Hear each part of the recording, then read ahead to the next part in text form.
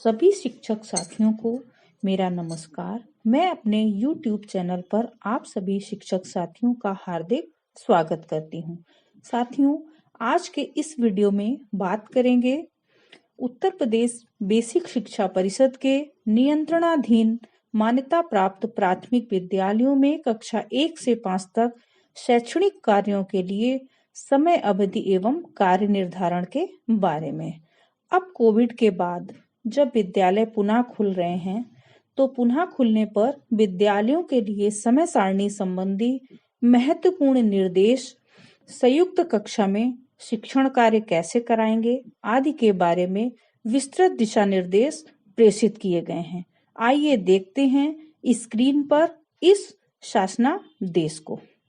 देखिए, ये दिखाई दे रहा है महानिदेशक स्कूल शिक्षा एवं राज्य परियोजना निदेशक कार्यालय, समग्र शिक्षा, विद्या भवन, निशातगंज, लखनऊ 226007। सेवा में जिला बेसिक शिक्षा अधिकारी, समस्त जनपद उत्तर प्रदेश। अब विषय दिया हुआ है उत्तर प्रदेश बेसिक शिक्षा परिषद के नियंत्रणाधीन मान्यता प्राप्त प्राथमिक विद्यालयों में कक्षा 1 से 5 तक पठन पाठन हेतु समय सारणी का प्रेषण। महोदय महोदया, कृपया शासनादेश संख्या 867/68-5-2020 दिनांक 14 अगस्त 2020 का संदर्भ ग्रहण करने का कष्ट करें, जो बेसिक शिक्षा परिषद द्वारा संचालित विद्यालयों में बेहतर शैक्षणिक वातावरण उपलब्ध कराए जाने के उद्देश्य से टाइम एंड मोशन स्टडी के आधार पर शैक्षणिक कार्यों के लिए समय अवधि एवं कार्य निर्धारण के संबंध में है। उक्त शासनादेश के माध्यम से उत्तर प्रदेश बेसिक शिक्षा परिषद द्वारा संचालित परिषदीय मान्यता प्राप्त विद्यालयों के लिए विद्यालय अवधि, शैक्षणिक समय, समय सारणी, शिक्षण दिवस, सार्वजनिक अवकाश, ग्रीष्म अवकाश, शीतकालीन अवकाश एवं विद्यालयों में पंजिकाओं के रखरखाव आदि के संबंध में विस्तृत दिशा निर्देश प्रेषित किए गए हैं। तत्क्रम में विद्यालयों में कक्षा 1 से कक्षा 5 तक के उपयोगार्थ विस्तृत समय सारणी तैयार की गई है, जो इस पत्र के साथ संलग्न कर प्रेषित की जा रही है। विद्यालयों के लिए तैयार की गई समय सारणी संबंधी महत्वपूर्ण निर्देश देखिए। विद्यालय को पुनः खोलने पर इस निर्देश पत्र के साथ संलग्न समय सारणी के अनुसार विद्यालय में शिक्षण, अधिगम एवं अन्य गतिविधियां सुनिश्चित की जाएंगी। समय सारणी ग्रीष्म एवं शीतकाल के लिए पृथक पृथक तैयार की गई है। तदनुसार कक्षाओं में समय सारणी का परिवर्तन किया जाए। 3rd नंबर देखिए, विद्यालय अवधि के प्रथम 15 मिनट में प्रार्थना सभा, योग और छात्र उपस्थिति गणना अंकन का कार्य किया जाए। 4th नंबर, मध्याह्न भोजन वितरण के लिए 30 मिनट निर्धारित हैं। इस अवधि में बच्चों को बैठाना, भोजन वितरण कराना एवं वापस कक्षा में जाने का कार्य पूर्ण किया जाए। 5th नंबर, समय सारणी विद्यालयों में शिक्षकों की उपलब्धता के अनुसार तैयार की गई है। विद्यालय में उपलब्ध शिक्षकों की संख्या के आधार पर ही समय सारणी के अनुरूप प्रधानाध्यापक द्वारा कक्षाओं का विभाजन एवं आवंटन किया जाए। विद्यालयों में शिक्षकों का विभाजन कक्षा अनुसार किया जाए, न कि विषय विशेषज्ञता के अनुसार। बच्चों के समस्त विषयों का लर्निंग आउटकम प्राप्त कराने की जिम्मेदारी संबंधित शिक्षक की होगी। अब 6 नंबर, संयुक्त कक्षा में शिक्षण कार्य कराए जाने के लिए निम्नलिखित तथ्यों को ध्यान में रखा जाए। ये कौन से तथ्य हैं? दोनों कक्षाओं को अलग अलग बैठाएं। दोनों कक्षाओं को साथ में पढ़ाने की विधि, प्रतिदिन पढ़ाया जाने वाला पाठ्यक्रम दोनों कक्षाओं के लिए एक दिन पहले से ही निर्धारित किया जाए। पाठ्यक्रम के अनुसार प्रत्येक कक्षा हेतु शिक्षण कार्य के लिए समय निर्धारित किया जाए। जिस कक्षा में शिक्षक उपस्थित नहीं है, उस कक्षा में कार्य पुस्तिका, चर्चा के लिए दिए गए विषय आदि गतिविधियों के माध्यम से बच्चों का ध्यान कक्ष में केंद्रित किया जाए। कालांश के अंत में विषय वस्तु का समेकन कराते हुए बच्चों द्वारा किए गए कार्यों की जांच की जाए। अब देखिए, मिशन प्रेरणा के अंतर्गत बच्चों के आधारभूत दक्षताओं के विकास पर विशेष बल दिया गया है। उक्त लक्ष्यों की प्राप्ति हेतु कक्षा 1 एवं 2 में फाउंडेशन लर्निंग के अंतर्गत विशेष गतिविधि आधारित शिक्षण अधिगम प्रक्रिया अपनानी होगी। अतः कक्षा 1 व 2 में ऐसे शिक्षक या शिक्षिकाओं को दायित्व किया जाए जो विद्यालय में सबसे कर्मठ, लगनशील एवं कक्षा 1 एवं 2 की विषय वस्तु तथा शिक्षण विधा को पूर्ण रूप से समझते हों तथा उसे लागू करने के लिए उत्साहित हों। फिर देखिए, पढ़ाते समय प्रेरणा सूची के अनुसार लर्निंग आउटकम को अवश्य ध्यान में रखा जाए। कक्षा को रोचक बनाने के लिए ध्यानाकर्षण, आधारशिला एवं शिक्षण संग्रह में दी गई गतिविधियों का अधिकाधिक प्रयोग किया जाए। साथ ही आवश्यकता अनुसार टीएलएम का प्रयोग करते हुए बच्चों को अभ्यास कराने का अवसर भी प्रदान किया जाए। ध्यानाकर्षण में दी गई 18 विभिन्न टेक्निक या तकनीकियों एवं उन पर आधारित वीडियो के माध्यम से कक्षा कक्ष में लागू किया जाए। आधारशिला क्रियान्वयन संदर्शिकाओं में वर्णित शिक्षण विधि के माध्यम से संरचित शिक्षण या स्ट्रक्चरल टीचिंग प्लान्स विधियों का कक्षा कक्ष में प्रभावी प्रयोग किया जाए। सपोर्टिव सुपरविजन के माध्यम से तथा विद्यालयों के निरीक्षण के दौरान समय सारणी के अनुपालन संबंधी अनुश्रवण सुनिश्चित किया जाएगा। शिक्षण समय में एसएमसी, ग्राम प्रधान, मां समूह या किसी अन्य समूह के साथ कोई सामुदायिक गतिविधि या चर्चा नहीं की जाए। यानी अब जो एसएमसी की मीटिंग है या मां समूह की मीटिंग है, ये उस टाइम में नहीं करनी है, शिक्षण समय में नहीं करनी है। तत्क्रम में समय सारणी इस आशय से प्रेषित की जा रही है कि इसका अधिकाधिक प्रचार प्रसार किया जाए, जिससे कि बच्चों के लिए विद्यालय खुलने के उपरांत तदनुसार विद्यालय सुचारू रूप से संचालित किए जा सकें।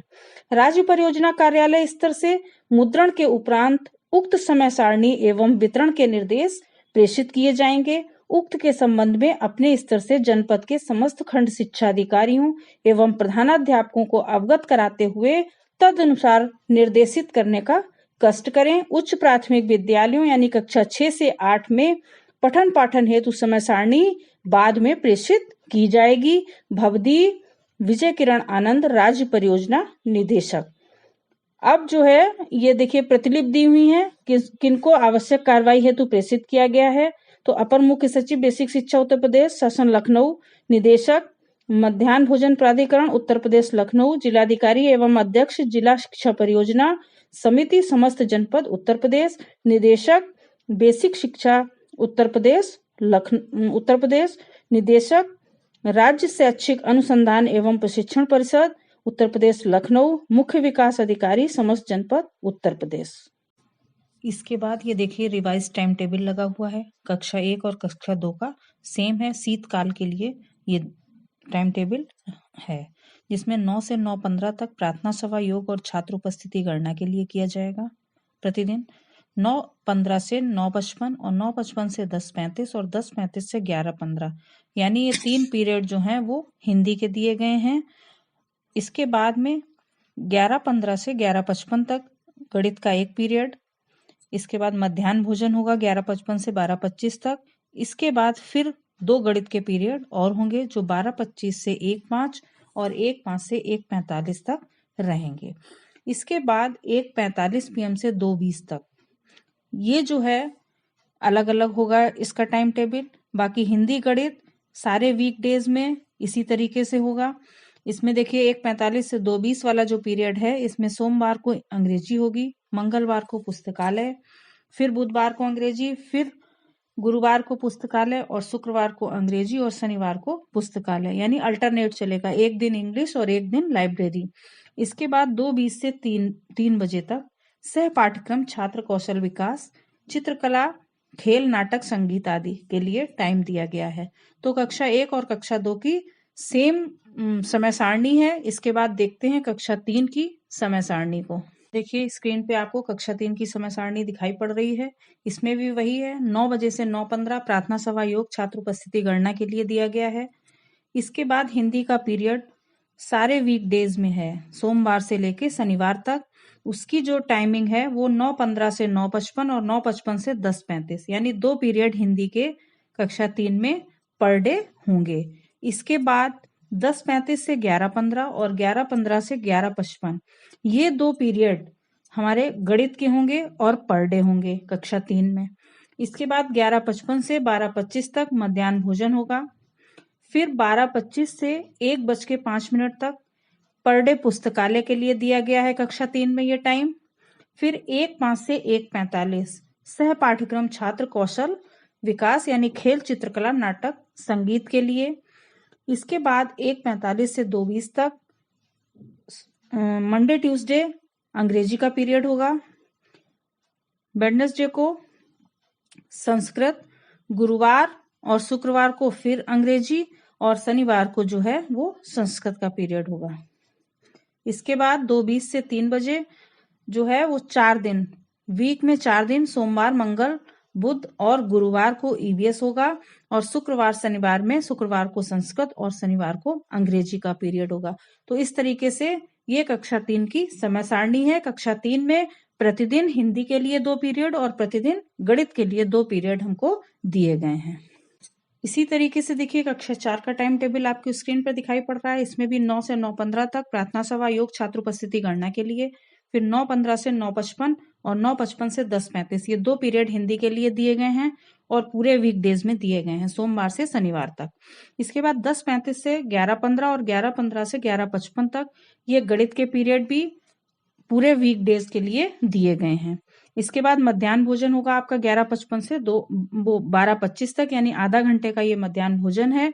इसके मध्याह्न भोजन के तुरंत बाद का पीरियड देखिए 12:25 से 1:05 तक। इसमें सोमवार को ईवीएस होगा, मंगलवार को अंग्रेजी होगा, बुधवार को ईवीएस होगा, गुरुवार को संस्कृत, शुक्रवार को ईवीएस और शनिवार को फिर संस्कृत। इसके बाद 1:05 से 1:45 तक का जो पीरियड होगा वो पर डे लाइब्रेरी के लिए होगा, मंडे टू सैटरडे। फिर 1:45 से 2:20 तक ये सह पाठ्यक्रम छात्र कौशल विकास यानी खेल, चित्रकला, नाटक और संगीत के लिए। 2:20 से 3 बजे तक इसमें देखिए मंडे को अंग्रेजी होगी, मंगलवार को ईवीएस होगी, बुधवार को अंग्रेजी होगी, गुरुवार को फिर अंग्रेजी होगी, शुक्रवार को संस्कृत और शनिवार को अंग्रेजी का पीरियड होगा। देखिए स्क्रीन पर आपको कक्षा 5 की समय सारणी दिखाई पड़ रही है। सेम 9 से 9:15 प्रार्थना सभा, योग और छात्र उपस्थिति गणना के लिए दिया गया है।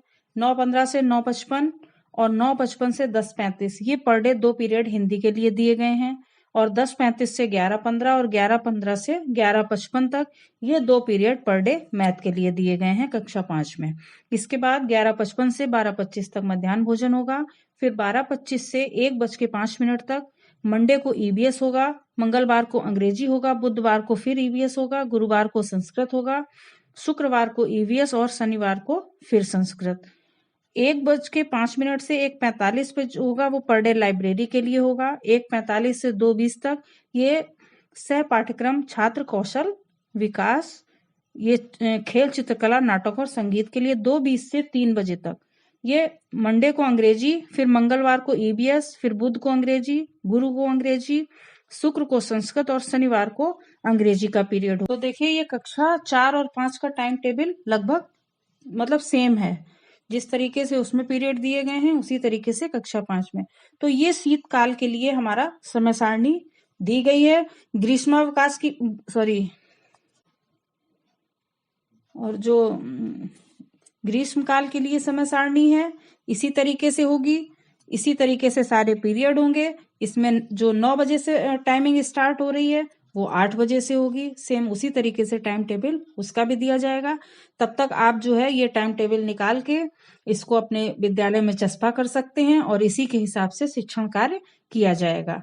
अब 10 फरवरी से उच्च प्राथमिक विद्यालय खुल रहे हैं और 1 मार्च से हमारे प्राथमिक विद्यालय खुलेंगे। तो इसी हिसाब से टाइम टेबल के हिसाब से प्राथमिक विद्यालयों में सारे कार्य किए जाएंगे। इसी के साथ साथियों इस वीडियो में बस इतना ही। अगर आपको ये वीडियो अच्छा लगा हो तो इस वीडियो को लाइक करें, शेयर करें और अगर पहली बार आप हमारे चैनल पर आए हैं तो इस चैनल को सब्सक्राइब करें। बेसिक शिक्षा विभाग की सभी इंफॉर्मेटिव एवं सपोर्टिव वीडियो देखने के लिए जुड़े रहिए आप हमारे चैनल प्रीति स्पीक से। Thank you.